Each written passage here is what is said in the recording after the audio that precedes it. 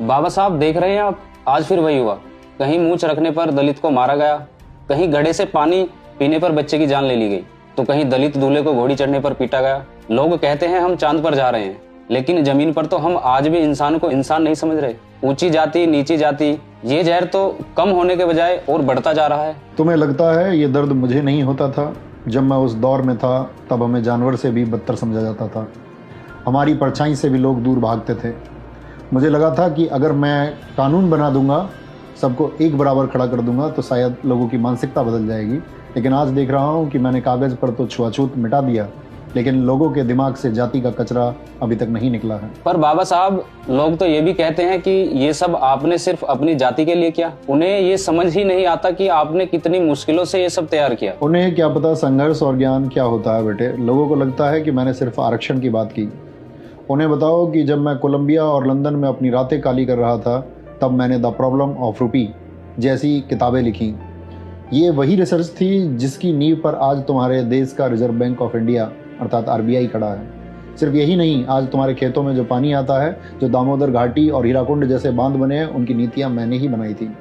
मैंने 18 घंटे जागकर पढ़ाई की, अपनी आंखों की रोशनी गंवाई, ताकि मैं भारत को दुनिया के सबसे बेहतरीन देशों की कतार में खड़ा कर सकूं। मेरा काम किसी एक जाति के लिए नहीं, पूरे भारत के निर्माण के लिए था।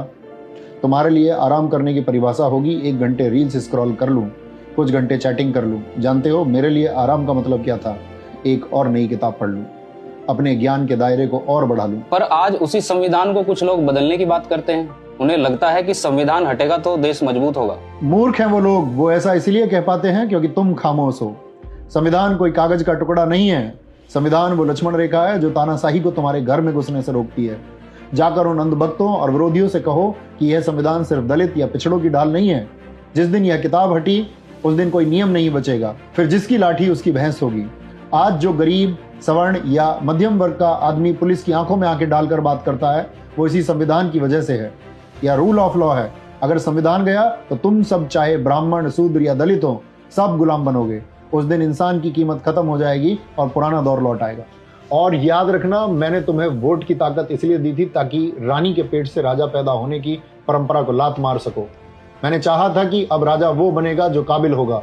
लेकिन अगर तुम गुलाम बनने को तैयार हो तो गलती मेरी नहीं है, तुम्हारी है। बाबा साहेब, हम शर्मिंदा हैं। हम आपके संघर्ष को भुला बैठे। हम जातियों में बंटकर एक दूसरे का गला काट रहे हैं, जबकि आपने हमें इंसान बनाने का सपना देखा था। हम विज्ञान छोड़ पाखंड में उलझ गए। शर्मिंदा मत हो बेटे, और अपना सिर मत झुकाओ। मुझे कमजोर और रोने वाले लोग पसंद नहीं। मुझे वो युवा चाहिए जिसकी रीढ़ की हड्डी